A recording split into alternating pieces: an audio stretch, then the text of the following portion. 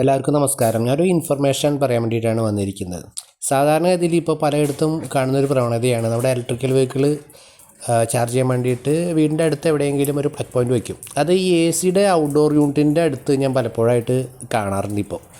ഇത് ചെയ്യരുത് എന്നുള്ളൊരു അപേക്ഷയാണ് എനിക്ക് പറയാനുള്ളത്. കാരണം നമ്മുടെ AC-യുടെ ഔട്ട്ഡോർ യൂണിറ്റ് എപ്പോഴും നമ്മൾ വാട്ടർ സർവീസ് ചെയ്യേണ്ട ഒരു യൂണിറ്റാണ്. നമുക്കൊരു 6 മാസം കൂടുമ്പോൾ ചെയ്യേണ്ടതാണ്.